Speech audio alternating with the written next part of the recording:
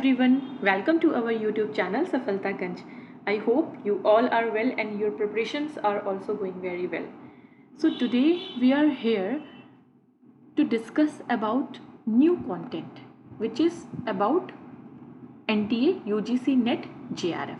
Okay, so to start something, firstly I want to introduce myself. Okay, so let me pick the pen first. Okay, and the thickness, yeah. So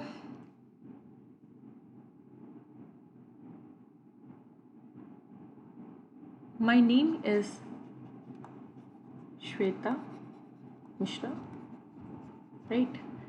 I have qualified UGC NET December 2023 exam in sociology, right? With the marks 220 out of 300. Okay, let me bifurcate my marks into paper 1 and paper 2 so you can have a clear idea about the marks. So in paper 1 I have secured 72 out of 100. Okay, and in paper 2 I have secured 148 out of 200. Okay, so this is about me. And yeah, one more thing, where's the cursor? Yeah, I have also qualified GATE exam 2024 which was held on 4th of Feb 2024. Okay, with all India rank 53 in sociology. Okay, so this is a small introduction and about myself. So okay, without wasting any time, let us come to our topic, which is about how to crack UGC NET JRF, right, in your very first attempt. तो जैसा कि हम सब जानते हैं कि UGC net में आपके 2 पेपर होते हैं, ठीक है, एक ही दिन होते हैं, सेम डे सेम टाइम में आपको 3 आवर्स मिलते हैं, राइट। और पेपर होते हैं, एक होता है पेपर 1 और एक होता है पेपर आपका 2, राइट। पेपर 1 में आपके 50 क्वेश्चंस आते हैं, राइट, 50 क्वेश्चंस जो किस सब्जेक्ट से होते हैं वो अभी मैं आपको बताऊंगी। पेपर 2 में आपके 100 क्वेश्चंस आते हैं टोटल, ठीक है, जो आपके क्या होते हैं, सब्जेक्टिव होते हैं। सपोज दैट मेरा UGC नेट सोशियोलॉजी सब्जेक्ट से क्वालिफाइड है, ठीक है, जो आप सब्जेक्ट अपने PG में लेते हैं, चूज़ करते हैं, उसी से आपको UGC नेट देना होता है। जैसे मैंने PG किया है MA सोशियोलॉजी में, तो मेरा जो सेकंड पेपर का सब्जेक्ट होगा, जो क्वेश्चंस होंगे वो 100 क्वेश्चन सोशियोलॉजी के होंगे, राइट। तो अगर आपने साइकोलॉजी से MA किया है तो आपके साइकोलॉजी के होंगे, एजुकेशन से किया है तो एजुकेशन से होंगे, या किसी भी अदर सब्जेक्ट से। 83 सब्जेक्ट्स में UGC नेट आपका होता है, राइट। तो आपका 83 सब्जेक्ट्स ऐसे होते हैं, ओके। तो 83 सब्जेक्ट्स आपके 83 सब्जेक्ट्स में होता है, राइट, अलग अलग सब्जेक्ट्स होते हैं। तो यहाँ पर हम पेपर 2 की बात नहीं करेंगे। देखिए, मैंने आपको जैसा कि बताया कि मेरा पेपर 2 सोशियोलॉजी सब्जेक्ट से है, ठीक है, मैंने UGC नेट सोशियोलॉजी सब्जेक्ट से क्वालिफाई किया है। तो अगर आपको सोशियोलॉजी में कोई प्रॉब्लम है, सोशियोलॉजी पढ़ना है या सोशियोलॉजी के बारे में कुछ पूछना है, जानना है, तो आप मुझे कमेंट बॉक्स में कमेंट करके पूछ सकते हैं, या अगर आपको सोशियोलॉजी पढ़नी है मुझसे तो आप कमेंट बॉक्स में कमेंट करके बता सकते हैं। पर आज हम सोलली बात करेंगे सिर्फ पेपर 1 की, क्योंकि ये जो 83 सब्जेक्ट्स मैंने आपको बताया, ये 83 सब्जेक्ट में जो आपका होता है, ये आपका सब में कॉमन होता है। जो पेपर 1 होता है जिसमें ये आपको 10 यूनिट्स दिख रही हैं, अभी मैं ये 10 यूनिट्स को बहुत डिटेल में आपको बताऊंगी, राइट, कि कैसे क्या यूनिट 1 2 3 4 5 6 7 8 9 10 किस में क्या है, डिटेल में क्या आता है, कैसे पढ़ना है, कहाँ से पढ़ना है, ये सब मैं आपको अभी बताऊंगी 1 by 1। ओके, तो आज हम बात करेंगे ओनली एंड ओनली पेपर 1 की।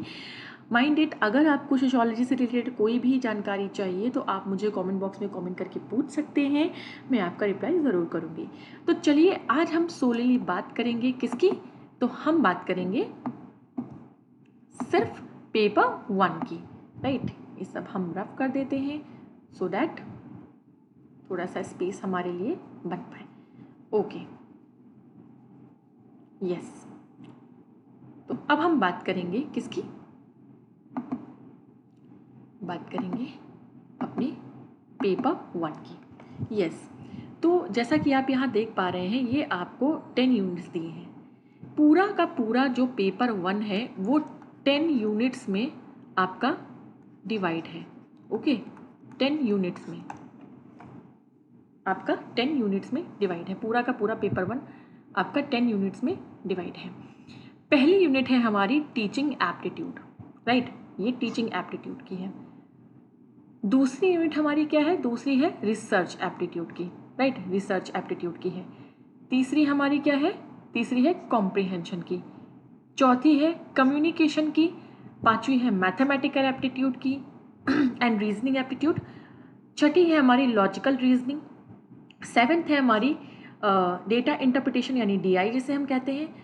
8 है हमारी ICT। 9 हमारी people development and environment and 10th unit है हमारी हायर एजुकेशन, राइट। तो अब सबसे पहले तो मैं आपको इस पेपर 1 का एक सोर्स बता देती हूँ, राइट, जो लगभग सभी बच्चे फॉलो करते हैं, whether they belong to Hindi medium और they belong to English medium, whichever medium you belong to। Okay, so book है आपकी KVS Madan, right, a single handbook, single book जो कवर करती है आपका पूरा सिलेबस बहुत डिटेल में, बहुत ही अच्छे से, काफ़ी अच्छी बुक है। अगर आप KVS मदान नहीं लेना चाहते हैं और तो ऑप्शन में आप PK सोडी ले सकते हैं, ठीक है, PK सोडी ले सकते हैं। बाकी और भी कई आती हैं, दृष्टि की आती है। बट अगर फ्रैंकली स्पीकिंग आप मुझसे ओपिनियन लेना चाहें तो KVS मदान आपकी बेस्ट है for paper 1। KVS Madan is the best. Okay, आगे बढ़ते हैं, हम अपने टॉपिक के बारे में बात करते हैं। चलिए, सो अपने टॉपिक पे आते हैं। तो source, okay, we have already discussed the source that is KVS Madan, right, book. अच्छा, अब ये जो बुक है ये काफ़ी ज़्यादा हैवी बुक है। अभी आपके पास राइट, आपके पास बहुत ज़्यादा टाइम नहीं है, हार्डली आपके पास 1 मंथ है। ओके, सो बुक पढ़ने का टाइम तो अब नहीं है, तो मैं आपको ये पूरा पेपर 1 टू द पॉइंट, बहुत ही शॉर्ट में, बहुत ही क्रिस्प, बहुत ही कॉम्प्रिहेंसिव, बहुत ही आपका शॉर्ट में इसको मैं पढ़ाऊँगी आपको, राइट, और टू द पॉइंट हम स्टडी करेंगे इसकी, जहाँ से क्वेश्चंस आते हैं। Since I have qualified the exam recently, so I have better idea कि कौन से पार्ट से क्वेश्चन ज़्यादा आते हैं, कौन से पार्ट से कम आते हैं। ओके, तो चलिए अब हम डिटेल में सिलेबस की बात कर लेंगे, फिर बाद में हम लास्टली अपने स्ट्रैटेजी की भी बात करेंगे। तो चलिए, यूनिट 1 सबसे पहले हमारा आता है, यूनिट 1, राइट, यूनिट 1 आता है हमारा। सो यूनिट 1 में हमारा आता है teaching aptitude, right, teaching aptitude. अब टीचिंग एप्टीट्यूड में और क्या आता है डिटेल में हम जानेंगे। तो आपका आता है teaching concepts, objective of teaching, levels of teaching, like memory level होता है, अंडरस्टैंडिंग एंड रिफ्लेक्टिव लेवल होता है, ठीक है। इस पे जो बेस्ड आपके मॉडल थे, राइट, लाइक हर्बर्शियन मॉडल है एक हमारे पास, हर्बर्शियन मॉडल, और we have Bigge and Hunt model, right, Bigge and Hunt model. So हम ये डिटेल में स्टडी कर, मतलब detail in the sense short में डिटेल समझने की कोशिश करेंगे क्योंकि टाइम हमारे पास ज़्यादा नहीं है, and we have to cover all the 10 units, right, and characteristics of teaching and basic requirements of teaching. Okay, then learners characteristic of adolescents and adult learner, right, जिसे हम एंड्रागोजी कहते हैं, राइट, एंड्रागोजी बोलते हैं हम जिसे, and academic, social, emotional and cognitive domains. Okay, and individual differences. Since individual differences क्या होते हैं, हर इंसान एक दूसरे से अलग होता है, तो उसकी लर्न करने की कैपेबिलिटी, उसकी ग्रास्पिंग कैपेबिलिटी वो अलग होती है, वो हम पढ़ेंगे इंडिविजुअल डिफरेंसेस में. नेक्स्ट है हमारा फैक्टर्स जो लर्निंग को अफेक्ट करते हैं. तो कई तरीके के फैक्टर होते हैं, एक टीचर से रिलेटेड होता है, एक लर्नर से रिलेटेड, और एक सपोर्ट मटेरियल जिसे हम TLMs बोलते हैं, राइट, और इंस्ट्रक्शनल फैसिलिटीज़ से होता है, इन्वायरमेंट से होता है रिलेटेड, और इंस्टीट्यूशन से रिलेटेड होता है. नेक्स्ट है हमारा methods of teaching. Okay, methods of teaching की हम बात करते हैं. मेथड्स ऑफ टीचिंग की हम बात करते हैं. इंस्टीट्यूशन ऑफ हायर लर्निंग में क्या मेथड्स हम यूज़ करते हैं. टीचर सेंटर मेथड होते हैं, लर्नर सेंटर मेथड होते हैं. ओके, ऑफलाइन मेथड्स होते हैं, ऑनलाइन मेथड्स होते हैं. ऑनलाइन में हम स्वयं पढ़ते हैं, स्वयं प्रभा पढ़ते हैं. MOOCs stands for massive open online courses, right.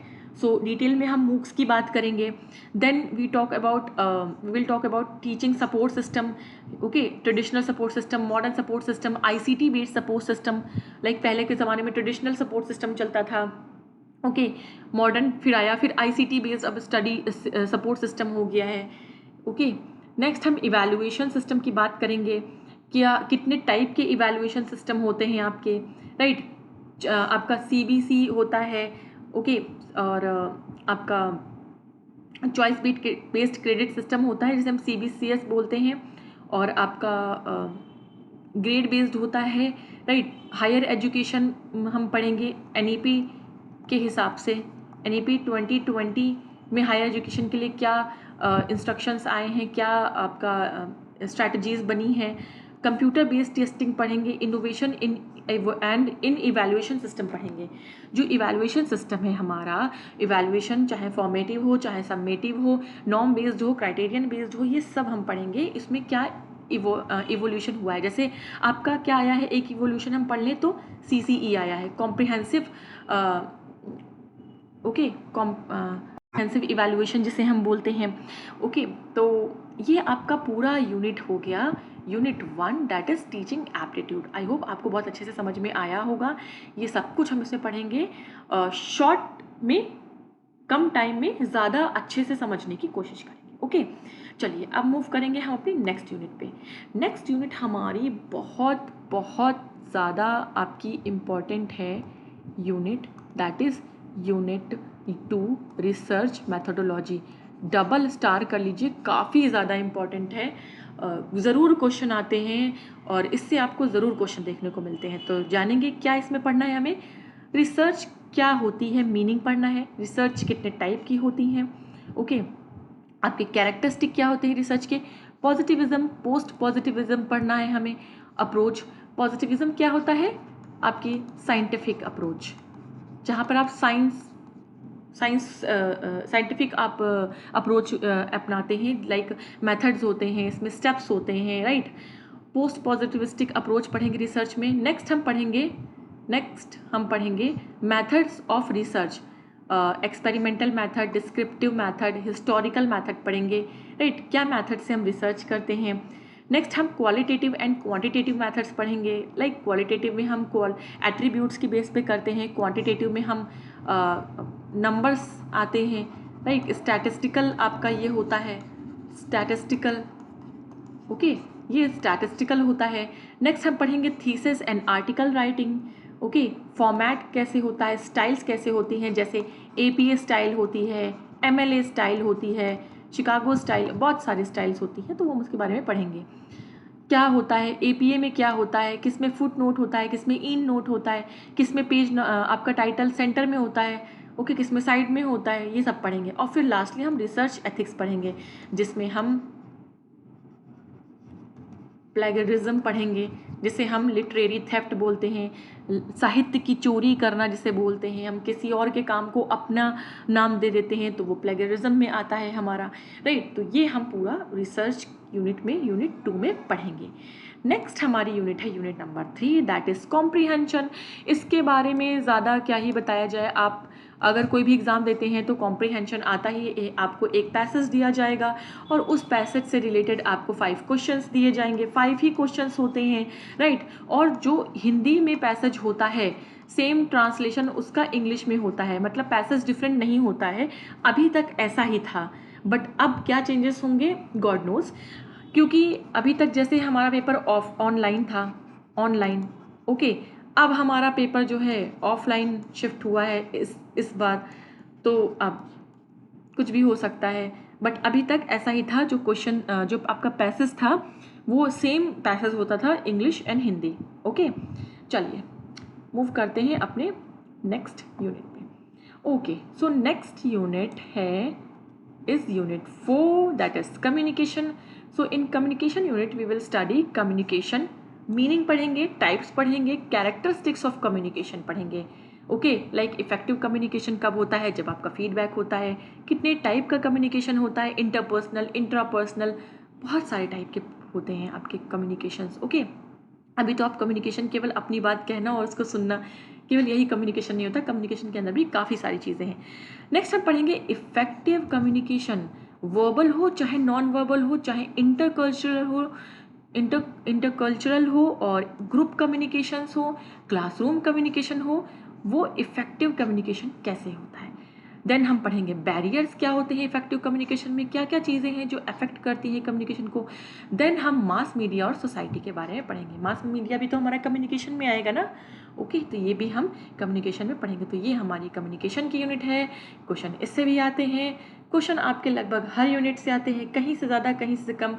वैसे तो ऐसा आपका प्रोस्पेक्टस है कि आपका 50 क्वेश्चंस हैं और 10 यूनिट्स हैं, तो जब डिवाइड करेंगे 50-10 तो आएगा आपका 5, तो 5 क्वेश्चंस फ्रॉम ईच यूनिट होना चाहिए, पर यूनिट से 5 क्वेश्चन होने चाहिए।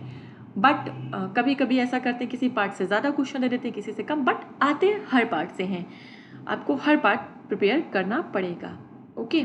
चलिए नेक्स्ट यूनिट है हमारी unit number 5, okay. Unit number 5 है हमारी मैथमेटिकल रीजनिंग एंड एप्टीट्यूड।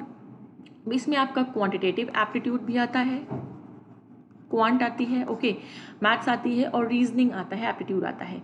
इसमें टाइप्स ऑफ रीजनिंग आपकी होती हैं, ओके। आपकी चाहे वर्बल हो चाहे नॉन वर्बल हो, एनालिटिकल हो, नॉन वर्बल नहीं आती है, वर्बल और एनालिटिकल आती है। आपकी नंबर सीरीज आते हैं, लेटर सीरीज आते हैं, कोड्स आते हैं, coding decoding, relationships, blood relation आते हैं। और मैथ्स में आपका फ्रैक्शन आता है, time distance, ratio, proportion, percentage, profit loss, interest, discounting, average, okay. और आपका एक वर्क एंड टाइम ऐड कर लीजिए, वर्क एंड टाइम भी आता है, ठीक है, ये भी आता है। तो ये आपकी यूनिट्स है, बहुत डिटेल में एंड बहुत ही आपका क्लियर सिलेबस है, आपको सिलेबस के अकॉर्डिंग ही अपनी प्रिपरेशन करनी है। चलिए नेक्स्ट यूनिट है यूनिट नंबर 6। यूनिट नंबर 6 है हमारी लॉजिकल रीजनिंग। सिंस ये जो रीजनिंग है आपकी, ओके, इसमें आपका थोड़ा सा फिलॉसफी का पार्ट है, ओके। थोड़ा कम समझ में आता है लोगों को ये, बट मैं आपको बहुत अच्छे से डिटेल में इसको समझाऊंगी, फिर आप इसे कभी नहीं भूलेंगे। तो इसमें है understanding the structure of arguments, argument forms, structure of categories, propositions, moods and figures, formal and informal fallacies, use of language, connotation, denotation and terms, classical square of opposition. Square of opposition बहुत important है, पूछता है। Moods and figures काफ़ी important है, moods and figures का एक question जरूर आता है। Next evaluating and distinguishing deductive and inductive reasoning important है, स्टार मार्क करिए। एनालॉजीज पूछते हैं, Venn diagram, simple, multiple, for establishing the validity of arguments. Next Indian logic आता है, काफ़ी इंपॉर्टेंट है, इंपॉर्टेंट पार्ट है, ज़रूर क्वेश्चन आता है। मीनिंग ऑफ नॉलेज पूछता है, एपिस्टेमोलॉजी के बारे में पूछता है, प्रमाण, प्रत्यक्ष, अनुमान, उपमान, शब्द, अर्थपत्ति, अनुपलब्धि सब आता है। स्ट्रक्चर एंड काइंड्स ऑफ अनुमान, inference and व्याप्ति and हेतुभाषास मीन्स fallacies of inference। ये सब कुछ आता है, सब एक क्वेश्चन ज़रूर आता है, बल्कि इसमें से ज़्यादा क्वेश्चन आते हैं, 2 से 3 क्वेश्चन आते हैं। चलिए नेक्स्ट यूनिट है हमारी unit number 7। So unit number 7 है डेटा इंटरप्रिटेशन की। आप सब ने कभी ना कभी DI ज़रूर पढ़ा होगा अगर आप कॉम्पिटिटिव एग्ज़ाम की प्रिपरेशन कर रहे हैं। सो आपने इसके बारे में ज़रूर सुना होगा। DI हम बोलते हैं शॉर्ट में इसको, DI। इसमें आपको ग्राफ दे देगा, फिर उससे रिलेटेड क्वेश्चन पूछेगा। इसके जो क्वेश्चंस होते हैं वो basically percentage, profit and loss और सिंपल इंटरेस्ट, कंपाउंड इंटरेस्ट, इससे रिलेट करके ये पूछता है। तो एक तरीके से मैथ्स का ही ये पार्ट हो जाता है। So source and acquisition and classification of data, quantitative qualitative data, graphical representation, data interpretation and data governance. But इसमें आपका ग्राफ आता है और उससे रिलेटेड 5 क्वेश्चंस आते हैं, यही आता है, बाकी सारी चीज़ें ऐसा कुछ नहीं आता है। चलिए नेक्स्ट हम बात करेंगे यूनिट नंबर 8 की। So unit number 8 is about information and communication technology, that is ICT। बहुत ज़्यादा अच्छे से फैमिलियर हम इस टर्म से। ICT के जनरल एब्रीविएशंस एंड टर्मिनोलॉजी पढ़ेंगे। लाइक आपका जितना भी ICT से रिलेटेड टर्मिनोलॉजी है वो सब हम इसमें पढ़ेंगे, okay. And basic of internet पढ़ेंगे, internet, email, audio, video conferencing, digital initiative in higher education. क्या हायर एजुकेशन में डिजिटल इनिशिएटिव लिए गए हैं, ओके क्या ऐसा डिजिटल स्टेप्स लिए गए हैं जिससे हायर एजुकेशन को और बेहतर बनाया जा सकता है और प्रोडक्टिव बनाया जा सकता है। ICT and governance means governance में ICT का क्या यूज़ है, गवर्नमेंट को चलाने में, ठीक है, सरकार को चलाने में ICT का क्या यूज़ होता है। बहुत सारे यूज़ हैं हमारे, जैसे आपका अभी लॉन्च हुआ digital India, right, digital India initiative, okay. तो ये सब हम पढ़ेंगे कैसे ICT का यूज़, कैसे टेक्नोलॉजी का यूज़ हम गवर्नेंस में भी कर सकते हैं, ओके। सो नेक्स्ट हमारी यूनिट है unit number 9, that is about people development and environment, okay. So इसमें हम पढ़ेंगे development and environment, millennium development and sustainable, जो हमारे SDGs हैं, ठीक है, 17 SDGs हैं। उससे पहले हमारे MDGs चलते थे, राइट, तो MDGs थे, अभी हमारे SDGs हैं, उनके बारे में पढ़ेंगे क्या क्या है, कौन से नंबर का गोल में क्या है, ये सब डिटेल में पढ़ेंगे। Then human and environment interaction, anthropogenic activities. Anthropogenic is what? Anthropogenic is about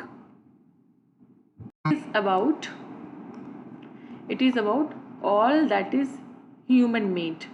देखिए जो भी चीज़ें इंसान करता है ना वो एंथ्रोपोजेनिक एक्टिविटीज़ होती हैं, okay. Their impact on environment like pollution, okay, and deforestation, ये एंथ्रोपोजेनिक एक्टिविटीज़ हैं।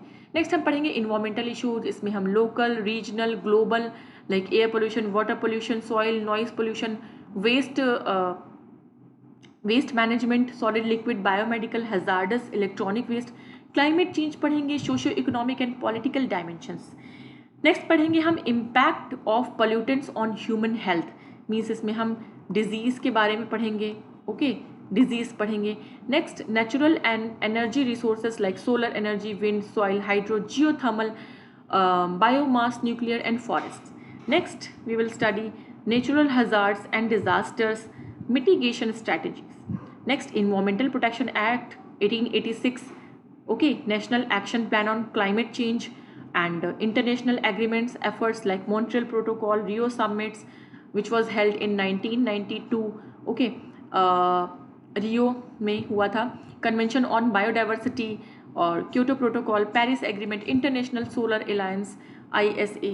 So we will discuss all these things under this unit number 9, that is people development and environment. Next is unit 10 and the last unit, that is higher education system, institution of higher learning and education in ancient India like Nalanda university, Takshashila university, किसने बनाया, कौन कौन यहाँ से पढ़ा, okay. evolution of higher learning and research in post independence India, okay, what the changes occurred after the independence in education field. Next is oriental, conventional and non-conventional learning programs in India, professional, technical and skill based education, value education, environmental education, and last is policies, governance and administration.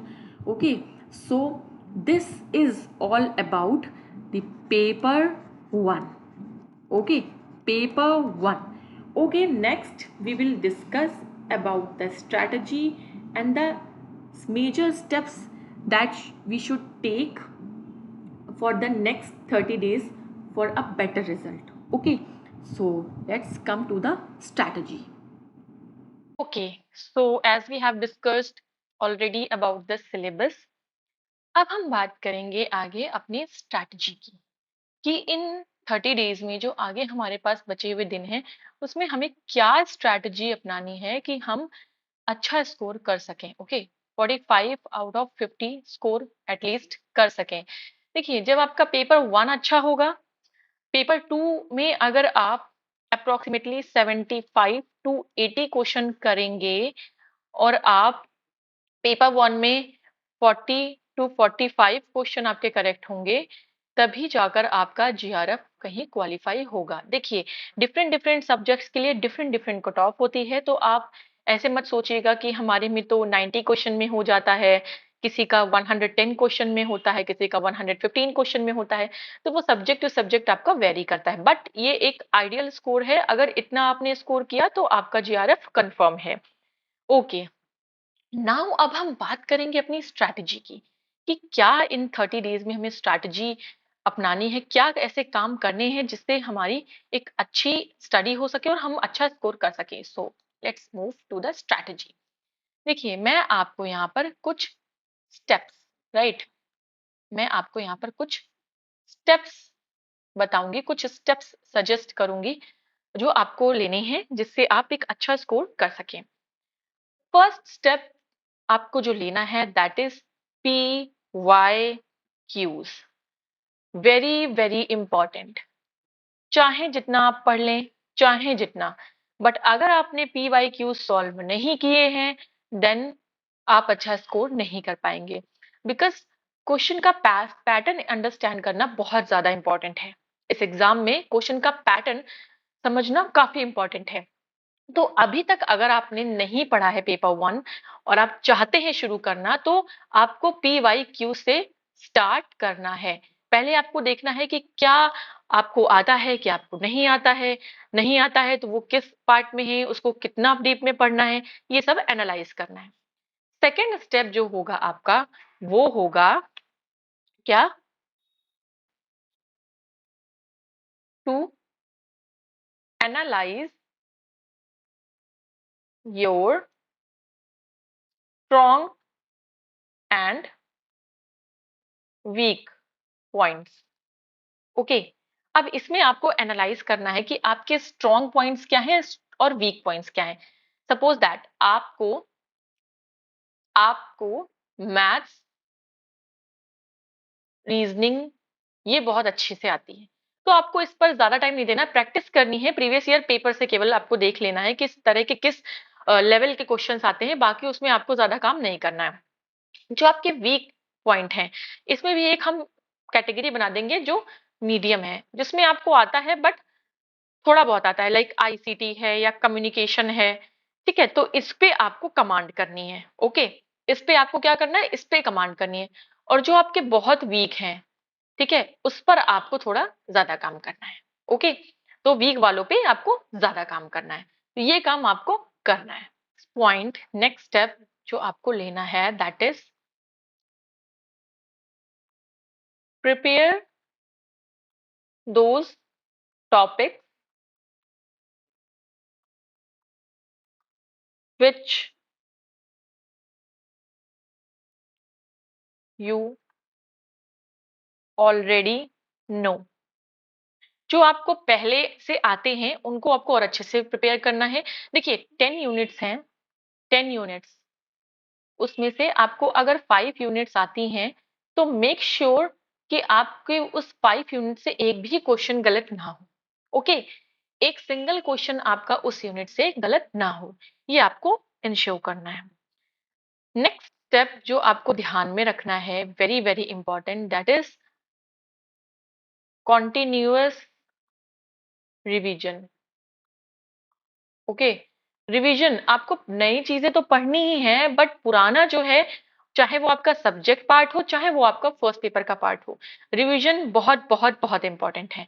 And last आपका जो step है वो है make short notes. जो भी आपने पढ़ा है, what ever you have studied, आपको उसके शॉर्ट नोट्स बनाने हैं। शॉर्ट नोट्स बहुत ही कॉन्साइज, बहुत ही क्रिस्प, लाइक 10 यूनिट्स हैं तो आपको 10 पेजेस में उसके शॉर्ट नोट्स प्रिपेयर कर लेने हैं, important points. Okay, so that आपको लास्ट मोमेंट पे हेल्प मिल सके, डे जो आपका पेपर का दिन होगा उस दिन भी आप उसको रिवाइज कर सके, इतने शॉर्ट नोट्स होने चाहिए। तो ये कुछ स्टेप्स हैं या कुछ स्ट्रैटेजी कह लें आप, जिसको आप फॉलो करके आप एक अच्छा स्कोर कर सकते हैं किसमें, यूजीसी नेट में। पेपर वन, पेपर वन मैं आपको बहुत ही शॉर्ट में आपके एग्जाम पॉइंट ऑफ व्यू से एकदम टू द पॉइंट कराऊंगी मैं। ओके, और अगर आपको पेपर टू में सोशियोलॉजी में कोई भी हेल्प चाहिए तो वो मैं आपको कराऊंगी। अगर आपको कोई भी हेल्प चाहिए तो आप कमेंट बॉक्स में कमेंट कर सकते हैं, सो दैट मैं आपको सोशियोलॉजी में भी कंटेंट प्रोवाइड करा दूंगी, right, exam point of view से, जो एकदम to the point exam oriented होगा, राइट। नहीं तो पढ़ने को तो बहुत कुछ है, आपको 6 मंथ्स भी कम पड़ जाएंगे पूरी सोशियोलॉजी पढ़ने के लिए या पूरा पेपर वन पढ़ने के लिए। तो ये मैं आपको कराऊंगी, और ये जो आपका पेपर वन होगा पूरा फ्री ऑफ कॉस्ट होगा, सारी वीडियोस आपके लिए होंगे, सब पब्लिक होंगे, राइट। तो ये एक इंट्रोडक्शन था हमारे यूजीसी नेट पेपर वन के लिए। आई होप आपको समझ में आ गया होगा।